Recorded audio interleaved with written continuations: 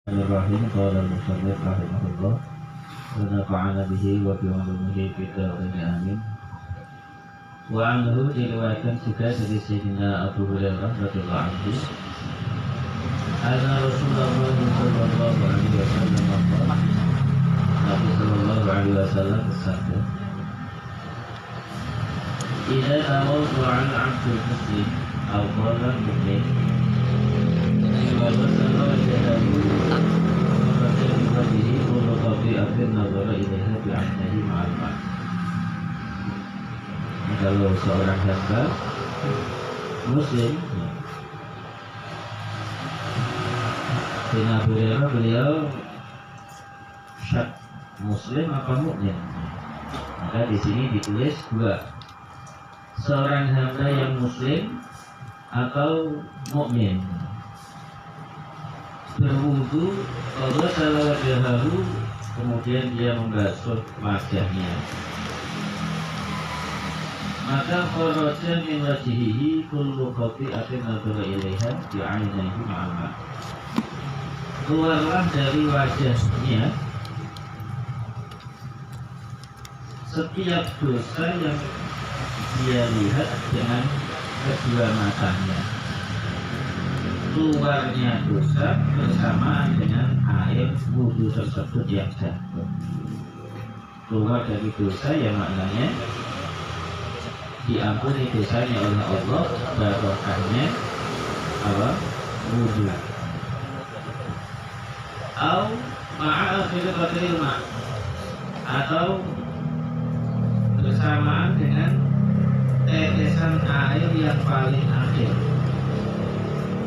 Ketika kita berwudu, maka dosa-dosa kita itu diampuni oleh Allah Subhanahu wa Ta'ala. Dosa yang kita lakukan dengan kedua mata.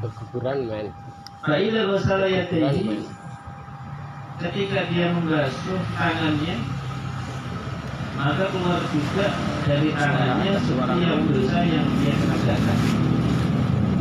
Keluarnya bersamaan dengan air wudhu. Au ma'a akhir qatril ma', atau bersamaan dengan tetesan air yang paling akhir.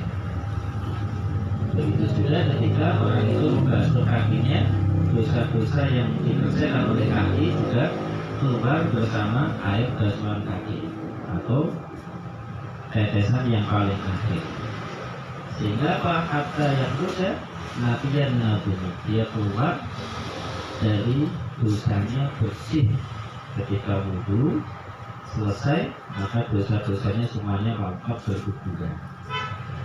Maka dalam keadaan apapun kita itu dianjurkan pada wudhu. Sering-seringlah berwudhu. Mari dari malam, jalan malam naik sepeda sampai Mekah. Mestinya kan wajahnya kepanasan. Pakai apa katanya? Wudhunya pakai apa? Ternyata tidak pakai apa-apa, padahal melewati dia panas, dia dingin. Ternyata khasiatnya adalah setiap kali rasa panas sama-sama dia ambil air wudhu. Rasanya skincare-nya katanya air wudhu. Jadi ketika kita lagi apa wajahnya kayak itu apa, ambil air wudhu, siram. Ngantuk, siram pakai air wudhu. Jangan hanya cuci muka. Kalau bisa disempurnakan, ambil air wudhu. Nah, ini apa yang kita ambil dari hadis Nabi ini? Yang pertama, inilah keutamaan daripada wudhu. Rutin berwudhu itu menjadi asbab dosa-dosa kita dibersihkan oleh Allah.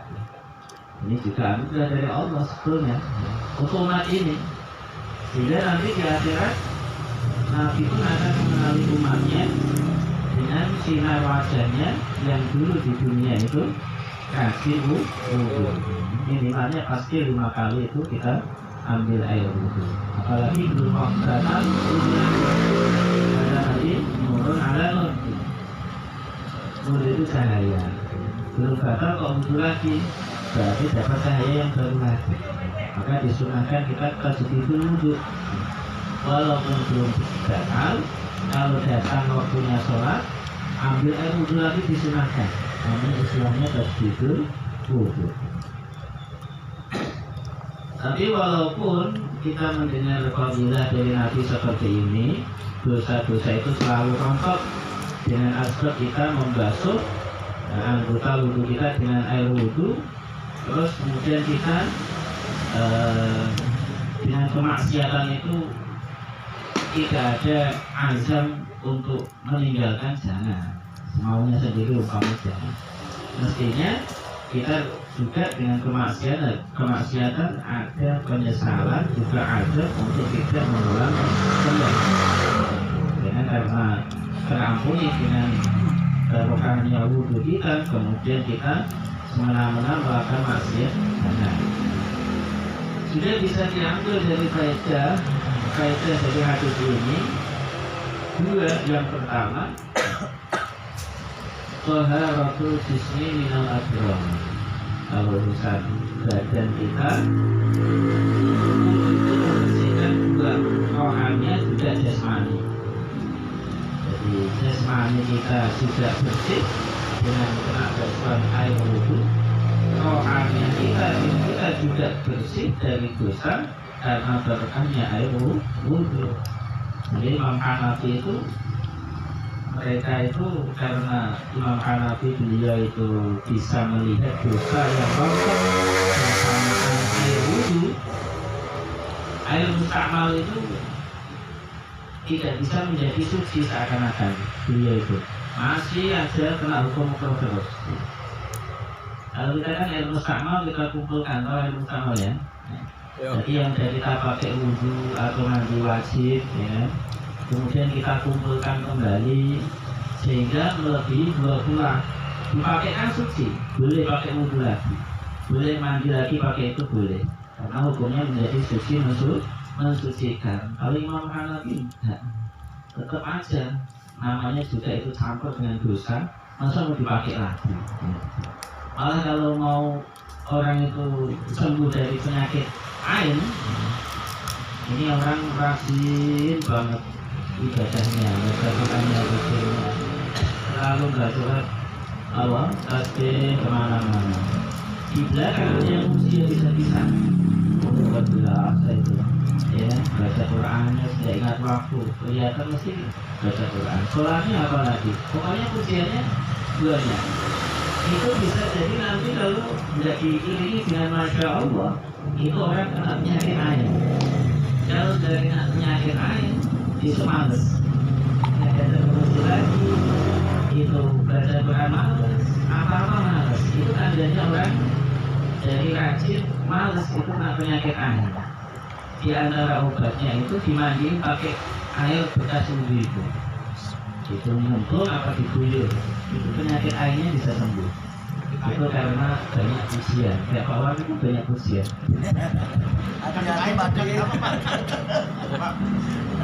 Yakin?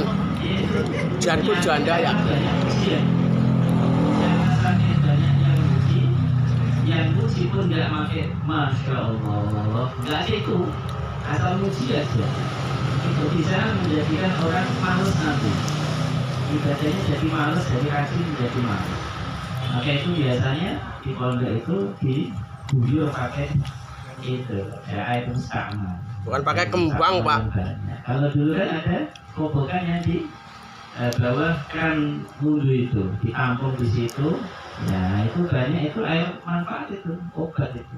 Ya, nah, kalau kita kan suci, ya kan. Kalau kita aja di bawah, ya kan. Itu sebenarnya bisa menjadi obat dari penyakit ain terutama. Nah ini mudah-mudahan kita selalu bisa menjaga wudhu kita. Nah Bilal itu beliau ketika Mi'raj Nabi SAW itu di surga, jadi kan sandalnya Bilal ini ada di sini, gitu, ya kan? Ceritanya begitu tuh. Jadi Bilal itu punya amalan yang menjadikan orangnya masih di dunia, sandalnya sudah sampai surga. Nah, ini pilihan Nabi ketika Mi'raj. Maka ketika turun sampai dunia ditanya, lalu Bilal, kamu amalannya apa? Semalam Mi'raj kok sandal kamu ada di surga. Gitu. Ternyata amalannya cuma bagi beliau sepele. Lepas wudhu, sholat 2 rakaat. lepas wudhu, sholat 2 rakaat. Ternyata karena amalan yang kelihatannya biasa bagi Sayyidina Bilal, di mata Nabi SAW di hadapan Allah Subhanahu wa Ta'ala menjadi amalan yang istimewa. Nabi utang wudhu, kemudian ada kerja wudhu dulu, ya. Mau kumpul istri itu wudhu dulu. Ya. Nah, itu kan Wes guru loyo. mau tidur wudhu dulu. Apapun tadi, sunahkan kita wudhu dulu. Sebetulnya wudhu ini ya bisa wajib, bisa sunnah. Kalau kita mau baca Quran nggak ada wudhu boleh, nggak apa-apa. Yang penting jangan ngekan. Tapi kalau mau sunnah, mau sholat, ya, kalau nggak ada wudhu ya nggak sah. Jadi bisa kadang wudhu itu menjadi wajib, kadang wudhu itu bisa menjadi sunnah. Tergantung amal apa yang kita mau kerjakan. Tapi yang jelas kita selalu dianjurkan untuk bagaimana ada wudhu. Bahkan Nabi SAW itu tidak mau jawab salam kalau tidak dalam keadaan suci. Para ulama pun tidak mau makan kalau tidak ada wudhu. Menghormati nikmat yang dianugerahkan oleh Allah sehingga makannya pun harus pakai wudhu. Kalau kita makan ya kan? Tapi kalau kita meniru para ulama, kalau bisa dalam keadaan apapun kita harus ada wudhu. Tahu ilmunya jalanin. Harus ada.